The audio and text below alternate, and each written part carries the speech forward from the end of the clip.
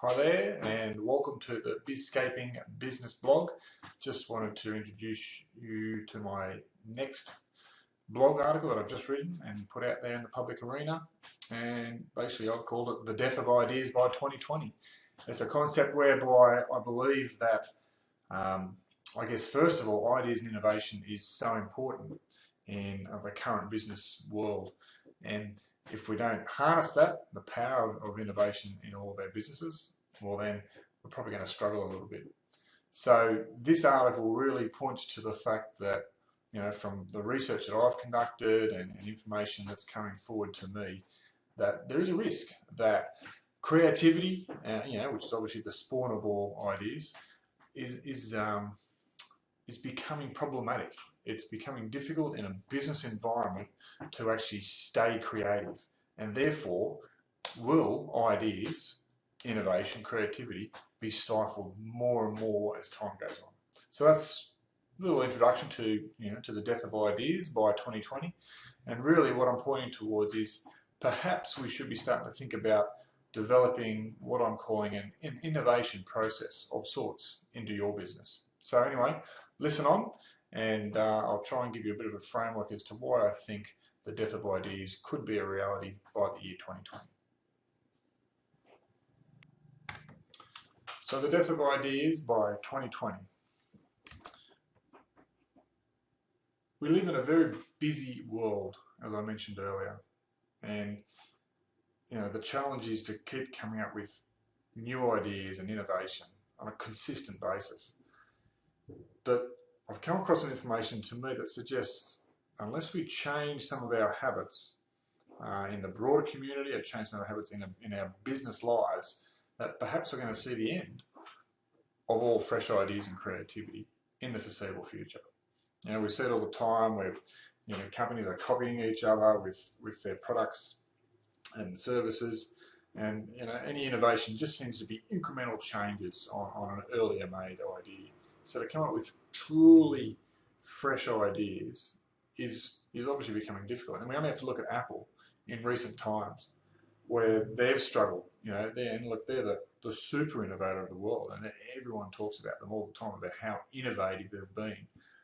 And while they're still a superpower of sorts, if you really pull apart their performance in the smartphone arena, as an example, there really hasn't been a lot of ground made there, and in fact they've slipped behind the competitors. From one point when they were miles in front, they've actually slipped behind because all they've literally done with the iPhone, as an example, is just reinvent it slightly, incrementally over time. Yeah, it's got a new name and there's a few new features, but nothing mind-blowing, nothing groundbreaking that really sets it apart.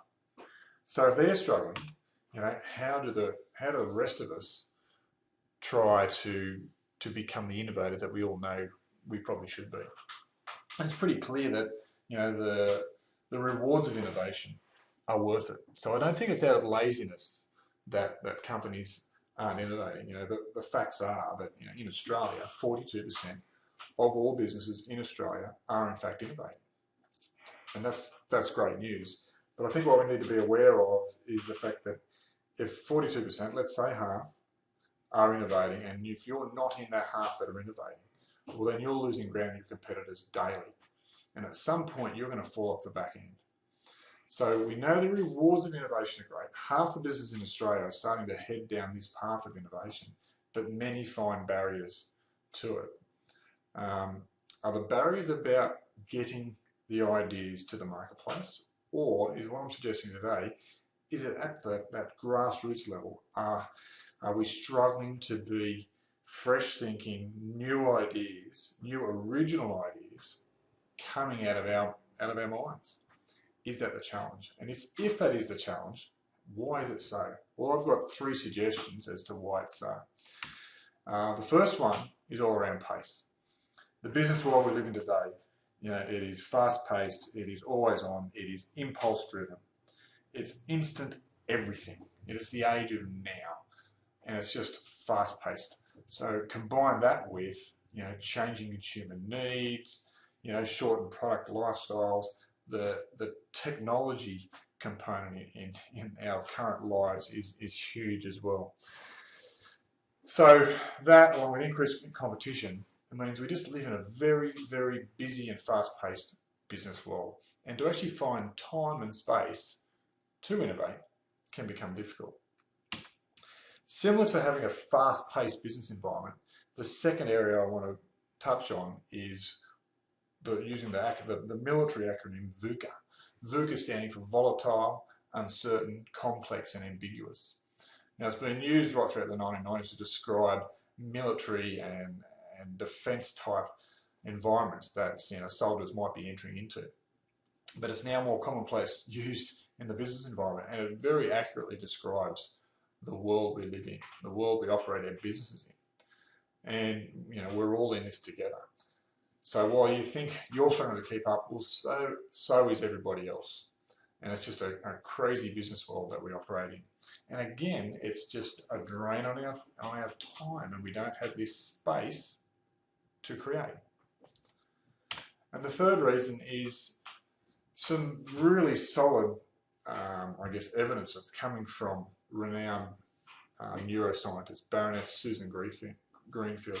Now, I risk misquoting her. I really don't want to do that, so I encourage all the listeners here today to jump on Google Baroness Susan Greenfield, and you'll see a raft of presentations and information around the work that she's done in neuroscientists. And in particular, she starts to touch on the area of creativity and how we potentially might be starting to struggle into the future about being creative. So putting to one side just for a moment this fast-paced VUCA business world that we operate in at the moment. This is just more general for the entire population and what's happening in our brains around creativity. So she talks about us living in a 2D and a 3D world, and that if we spend too much time in a 2D world, it's detrimental to our creativity. So 2D world, what she means there is she's basically meaning time in front of a screen. So time in front of a computer, time in front of a tablet, looking at movies and videos, time in front of the TV, watching again movies and the likes, time in front of our phone, monitoring social media. And the point that she makes around it is that the 2D world is not as challenging for our brains as the 3D world can be. So let me give you an example of what this 3D versus 2D world might be. So in a 3D world, she talks about if we were to, as a child, we typically read books. Well, certainly I did, and perhaps you guys did. The youth of today, maybe they're reading things on their devices. Not sure, but let's just go back in time a little bit. And as a child, you read a book, and what happens when you read a book, particularly a novel, is that the author takes you by the hand and takes you on a journey.